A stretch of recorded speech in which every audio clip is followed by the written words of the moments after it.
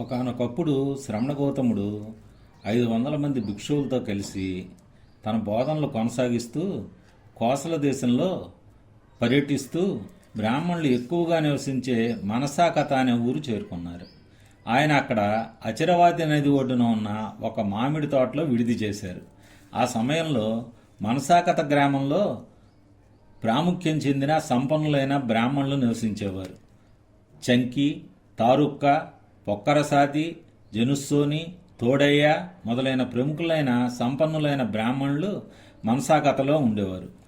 అప్పుడు ఒకరోజు ఇద్దరు బ్రాహ్మణ యువకులు వాసిష్ఠ, భరద్వాజ వ్యాహ్యాళికి నడుస్తూ ఉన్నారు. వారిలో వాసిష్ఠుడు బ్రాహ్మణ ప్రముఖుడైన పొక్కరసాతి శిష్యుడు, భరద్వాజుడు బ్రాహ్మణ ప్రముఖుడైన తారీఖును శిష్యుడు. వ్యాహ్యాళికి నడుస్తూ వాళ్ళు మాట్లాడుకుంటున్నారు. మాటల్లో మోక్ష మార్గం గురించి సంవాదానికి దిగారు. వాసిష్ఠుడు భరద్వాజుడితో, మాది మాత్రమే రుజుమార్గం, మాది మాత్రమే సరైన మార్గం, మా గురువుగారైన పొక్కరసాది బోధించిన మార్గమే బ్రహ్మను చేరడానికి సరైన మార్గం, మోక్షం సాధించడానికి సరైన మార్గం అన్నాడు.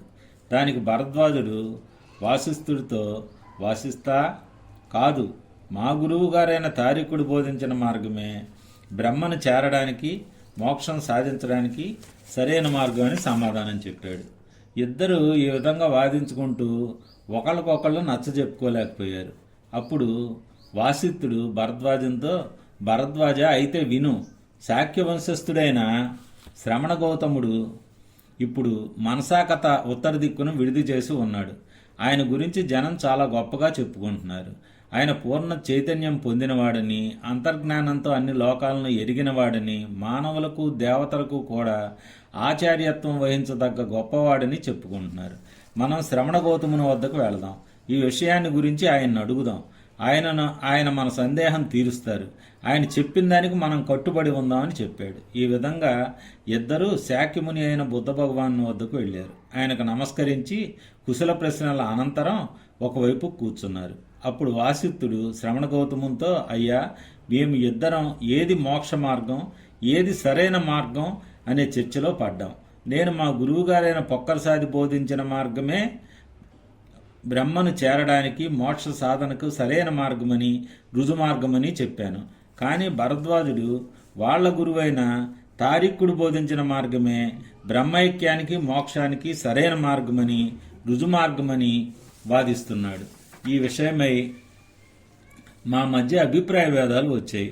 దాని గురించి మేమిద్దరం మీ దగ్గరకు వచ్చామని చెప్పాడు. దానికి శ్రమణ గౌతముడు, అయితే వాసిష్ఠ, నువ్వు నీ గురువైన పొక్కరసాది బోధించిందే బ్రహ్మను చేరడానికి సరైన మార్గమని, రుజుమార్గమని చెబుతున్నావు.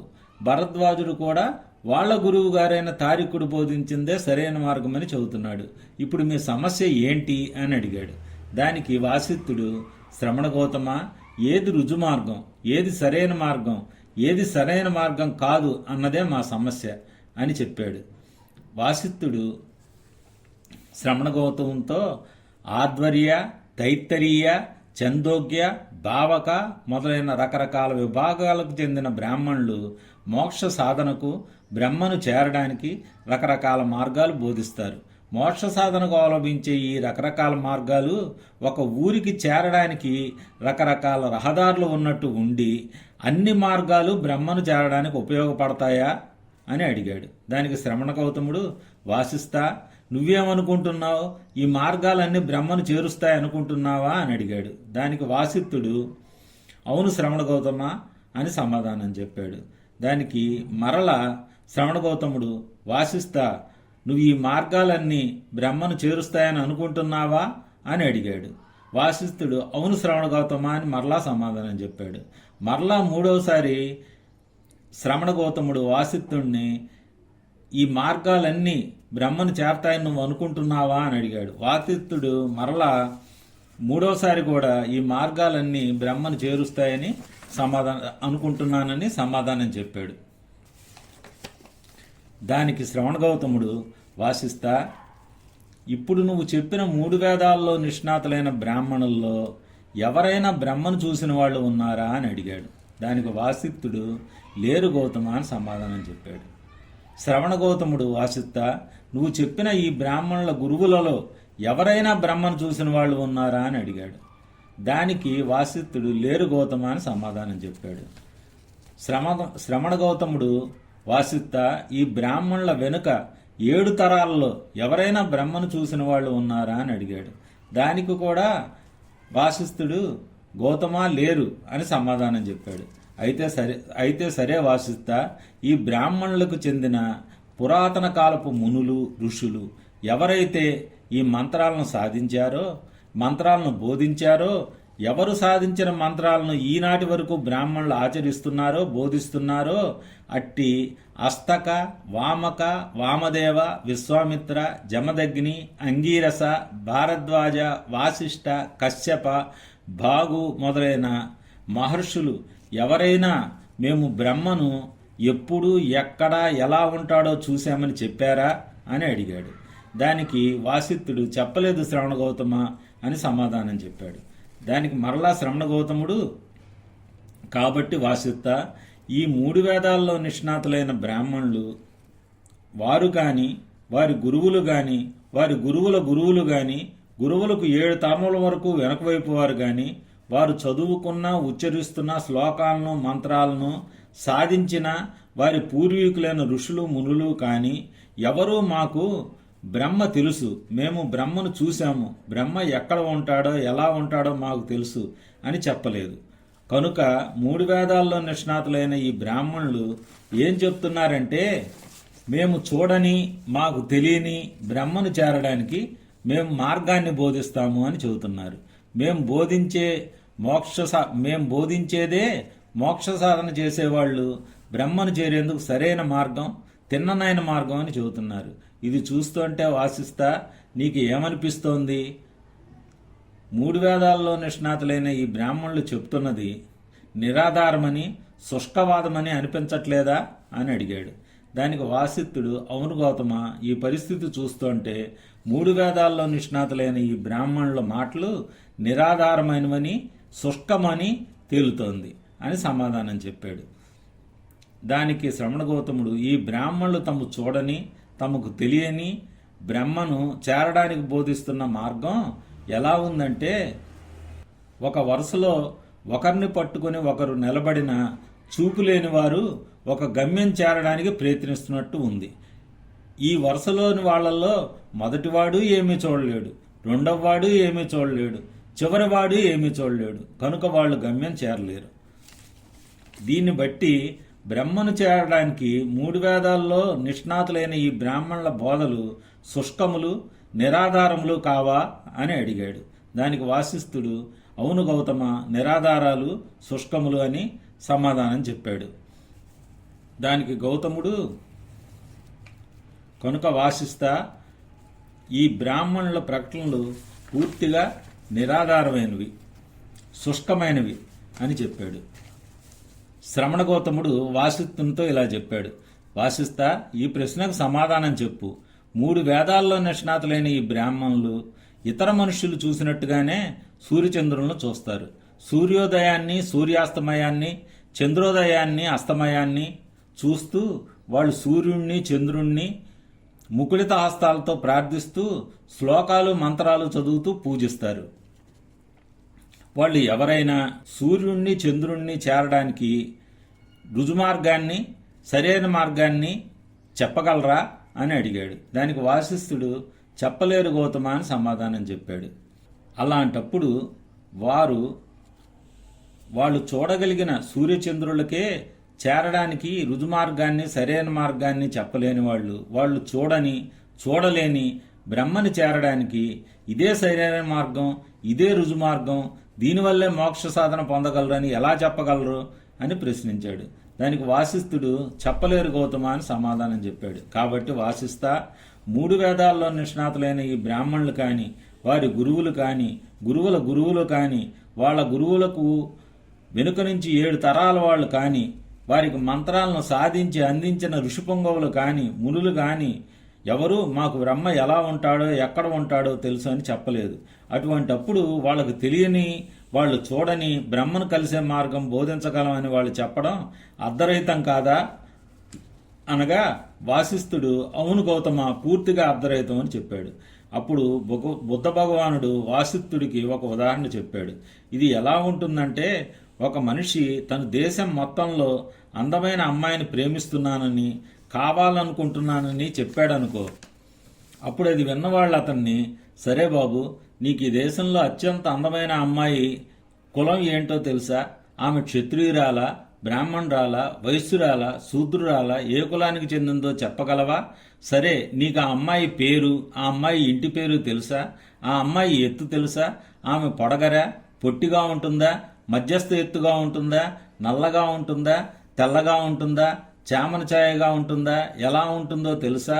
ఆమె ఏ నగరంలో ఉంటుంది, ఏ పల్లెలో ఉంటుంది అని అడిగితే అతను నాకు తెలియదు అని సమాధానం చెప్పాడనుకో. అప్పుడు అతనితో, నీకు తెలియని, నువ్వు చూడలేని, చూడని అమ్మాయిని నువ్వు ప్రేమిస్తూ పొందాలని అనుకుంటున్నావా అని అడుగుతారు. దానికి అతను అవునని సమాధానం చెప్పినప్పుడు అతను చెప్పిన మాటలు పూర్తిగా నిరాధారమైనవి, అర్థం లేనివి అవ్వవా అని అడిగాడు. దానికి వాసిష్ఠుడు, అవుతాయి గౌతమ అని సమాధానం చెప్పాడు. మరలా గౌతముడు వాసిష్ఠునికి మరొక ఉదాహరణ చెప్పాడు. ఒక మేస్త్రి తన కోడల్లో ఉన్న ఒక భవనానికి మెట్లు నిర్మించబోతున్నాను అని చెప్పినప్పుడు అది విన్నవాళ్ళు అతన్ని, ఆ భవనం ఏ దిక్కుకు ఉంది, అది తూర్పు దిక్కుకు ఉందా, పడమర దిక్కుకు ఉందా, దక్షిణం వైపు ఉందా, ఉత్తరం వైపు ఉందా, ఆ భవనం ఎత్తైనదా, ఎత్తు తక్కువదా, మధ్యస్థమైనదా అని అడిగితే నాకు తెలియదని సమాధానం చెప్పాడు అనుకో. అప్పుడు వాళ్ళు, నువ్వు మెట్లు నిర్మించబోతున్న భవనం గురించి నీకు తెలియదా, నువ్వు చూడలేదా అని అడిగితే అతను మరలా నాకు తెలియదు, నేను చూడలేదని చెప్తే, చూడని తెలియని భవనానికి మెట్లు నిర్మించబోతున్నావా అని అడిగి అతని మాటలు నిరాధారమైనవని, అర్ధరహితమైనవని నవరా అని అడుగుతాడు. అప్పుడు వాసిష్ఠుడు, అవును గౌతమ అని సమాధానం చెప్తాడు. గౌతముడు వాసిష్ఠునితో, వాసిస్తా, ఈ అచిరవాది పూర్తిగా నిండి ఒక కాకి దాని నుండి సులభంగా నీరు త్రాగేలా ఉందనుకో. ఈ నది ఏవలి ఒడ్డున నిలబడ్డ ఒక మనిషి ఆవలి ఒడ్డుకు చేరాలనుకుని, ఓ ఆవలి ఒడ్డా, నువ్వు ఇటు రా అని పిలిస్తే ఆవలి ఒడ్డు ఇటు వస్తుందా? అతను కోరుకున్నా, ప్రార్థించినా, బతిమిలాడినా ఆవలి ఒడ్డు ఇటు వస్తుందా అని అడిగాడు. ఖచ్చితంగా రాదు గౌతమ అని సమాధానం చెప్పాడు వాసిష్ఠుడు. అయితే వాసిష్ఠ, 3 వేదాల్లో నిష్ణాతులైన ఈ బ్రాహ్మణులు ఒక సరైన బ్రాహ్మణుడికి ఉండవలసిన లక్షణాలని అశ్రద్ధ చేసి, బ్రాహ్మణుడు ఎలా ఉండకూడదో, ఎలా జీవించకూడదో అలా జీవిస్తూ, మేము ఇంద్రుణ్ణి, సోముణ్ణి, వరుణుణ్ణి, ప్రజాపతిని, బ్రహ్మని, మహిద్దిని, యముల్ని పిలవగలం, ఆవాహనం చేయగలం అని చెప్పటం, మరణానంతరం బ్రహ్మతో ఐక్యమవుతామని భావించడంలో అస్సలు అర్థం లేదు. ఇది అసాధ్యం. వాసిష్ఠ, ఈ అచిరవాది నది పూర్తిగా నీటితో నిండి ఒక కాకి నీటిని సులభంగా తాగగలిగేలా ఉన్నప్పుడు, నదికి ఈవల ఒడ్డున ఉన్న ఒక మనిషి నదిని దాటి ఆవలి ఒడ్డుకి చేరాలనుకున్నప్పుడు, ఈవల ఒడ్డున అతని చేతులు 2 వెనక్కి గట్టిగా సంకెళ్లతో కట్టబడి ఉంటే అతడు నదిని దాటి ఆవలి ఒడ్డుకి చేరగలడా అని అడిగాడు. వాసిష్ఠుడు, ఖచ్చితంగా చేరలేడు గౌతమ అని సమాధానం చెప్పాడు.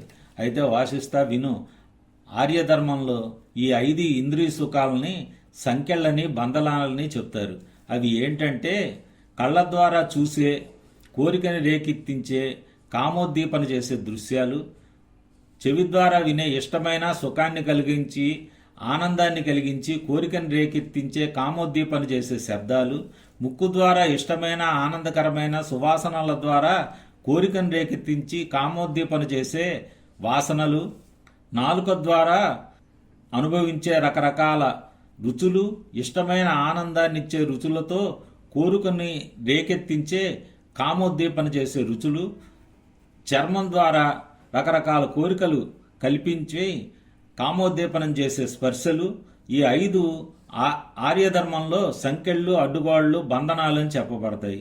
3 వేదాల్లో నిష్ణాతులైన ఈ బ్రాహ్మణులు ఈ 5 ఇంద్రియ సుఖాలకు బానిసలై, ఇంద్రియ సుఖలోలురై, అందులో చిక్కుకుని, అందులో నుంచి బయటపడే మార్గం తెలియక, వాటి వల్ల కలిగే ప్రమాదం గుర్తించక ఆ ఇంద్రియ సుఖాల్లో మునిగి తేలుతున్నారు.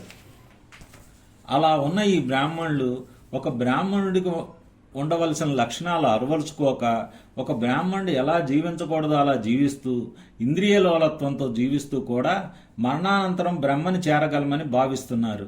వాసిష్ఠ, ఇది అసాధ్యం. వాసిష్ఠ, ఈ అచిరవాది నది పూర్తిగా నీటితో నిండి ఒక కాకి సులభంగా నీరు తాగగలిగేటట్టు ఉన్నప్పుడు ఈ అచిరావతి నది ఈవలి ఒడ్డున ఉండి ఆవలి ఒడ్డుకు చేరాలనుకున్న ఒక మనిషిని శిరస్సు శాలతో ముసుగు వేయబడి కట్టబడి అతను కింద పడవేయబడినప్పుడు అతను ఆవలి ఒడ్డుకు చేరగలడా అని అడిగాడు. దానికి వాసిష్ఠుడు, ఖచ్చితంగా చేరలేడు గౌతమ అని సమాధానం ఇచ్చాడు. వాసిష్ఠ, అయితే విను. అలాగే ఆర్యధర్మంలో ఈ 5 పంచనిరోధకాలు, మానసిక ప్రతిబంధకాలు అని చెప్పబడతాయి. అవి ఏంటంటే కామం, ద్వేషం, నిస్తేజం, ఆందోళన మరియు అపరాధ భావన, సందేహం.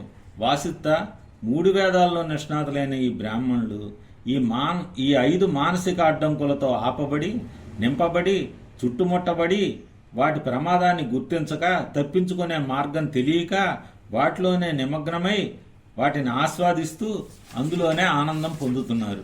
శ్రద్ధతో ఒక సరైన బ్రాహ్మణుడికి ఉండవలసిన లక్షణములను అలవరుచుకోకుండా, అశ్రద్ధతో ఒక బ్రాహ్మణుడు ఎలా ఉండకూడదో అలా ఉంటూ మరణానంతరం బ్రహ్మతో ఐక్యం చెందగలమని భావిస్తున్నారు.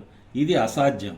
వాసిష్ఠ, వయసులో పెద్దవారైనా గురువులైనా బ్రాహ్మణులు ఓ చోట కూర్చుని చర్చించుకుంటున్నప్పుడు నీవు వారి వద్ద నుంచి ఏం విన్నావు? బ్రహ్మకు పెళ్ళయిందా? సంపద ఉందా? ఈ సంసార లంపటాలు ఉన్నాయా అని అడిగాడు. దానికి వాసిష్ఠుడు, గౌతమ, బ్రహ్మకు భార్యలు లేరు, సంసార లంపటాలు లేవు అని సమాధానం చెప్పాడు. అయితే వాసిష్ఠ, సంసార లంపటాల్లో మునిగి తేలి ఉన్న ఈ బ్రాహ్మణులు ఏ బాదరబందీ లేని బ్రహ్మను చేరడం సాధ్యమయ్యే పనేనా?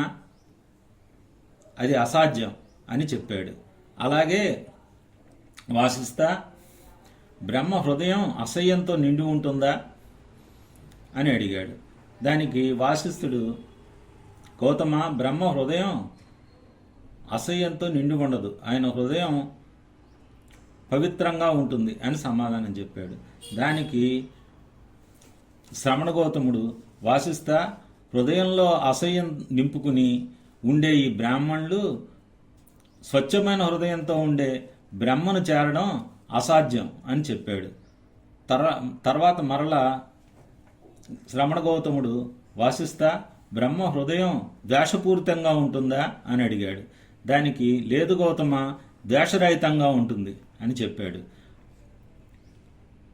దానికి శ్రవణ గౌతముడు, వాసిష్ఠ, హృదయంలో మొత్తం ద్వేషాన్ని నింపుకునే ఈ బ్రాహ్మణులు ద్వేషరహితంగా ఉండేటటువంటి బ్రహ్మను చేరడం సాధ్యమయ్యే పనే కాదు అని చెప్పాడు. మరలా బ్రహ్మ అపవిత్ర హృదయంతో ఉంటాడా అని అడిగాడు. దానికి వాసిష్ఠుడు, గౌతమ, బ్రహ్మ పవిత్ర హృదయంతో ఉంటాడు అని సమాధానం చెప్పాడు. అలాంటి ఎప్పుడు పూర్తి పవిత్ర హృదయంతో ఉండే బ్రహ్మను ఈ అపవిత్ర హృదయంతో ఉన్న బ్రాహ్మణులు చేరగలరా? చేరటం అసాధ్యం అని గౌతముడు వాసిష్ఠునితో చెప్పాడు. మరలా గౌతముడు వాసిష్ఠుణ్ణి, వాసిష్ఠ, బ్రహ్మ స్వీయ నియంత్రణ కలిగి ఉంటాడా లేదా అని అడిగాడు. దానికి వాసిష్ఠుడు, అవును గౌతమ, బ్రహ్మ స్వీయ నియంత్రణ కలిగి ఉంటాడు అని చెప్పాడు. వాసిష్ఠ, ఇప్పుడు చెప్పు. కనుక 3 వేదాల్లో నిష్ణాతులైన ఈ బ్రహ్మకు ఏ గుణంలోనైనా పోలిక ఉన్నదా? 3 వేదాల్లో నిష్ణాతులైన ఈ బ్రాహ్మణులు మరణానంతరం వారితో గుణములలో ఏ పోలిక లేని బ్రహ్మతో ఐక్యమవడం అసాధ్యం, అది జరిగే పని కాదు అని చెప్పాడు. వాసిష్ఠ, 3 వేదాల్లో నిష్ణాతులైన ఈ బ్రాహ్మణులు అచిరవాది యువతల ఒడ్డున కూర్చుని బురదలో మునిగిపోతారు. ఈ విధంగా మునిగిపోతూ నిరాశలో కూరుకుపోతూ తడవకుండా ఆవుల ఒడ్డుకి ఎలా చేరాలా అని ఆలోచిస్తూ ఉంటారు. కనుక వారు పొందిన, వారు బోధిస్తున్న 3 జ్ఞానం ఒక పెద్ద లోతైన ఎడారి, ఒక దట్టమైన దారి తెన్ను తెలియని అడవి, అది ఒక పెద్ద విపత్తు, అది బ్రహ్మైక్యానికి మార్గం కాజాలదు అని చెప్పాడు. అప్పుడు వాసిష్ఠుడు శ్రమణ గౌతముణ్ణి, అయ్యా, బ్రహ్మను చేరడానికి శ్రమణ గౌతముడు సరైన మార్గాన్ని, రుజుమార్గాన్ని బోధించగల సమర్థుడని దశ దిశలా తమ కీర్తి వ్యాపించింది. కనుక నాకు బ్రహ్మను చేరడానికి, మోక్షం పొందడానికి సరైన మార్గాన్ని, రుజుమార్గాన్ని బోధించమని ప్రాధేయపడ్డాడు. దానికి బుద్ధుడు బ్రహ్మైక్యాన్ని పొందడానికి బోధించిన మార్గం మనం ఇంకో వీడియోలో చెప్పుకుందాం.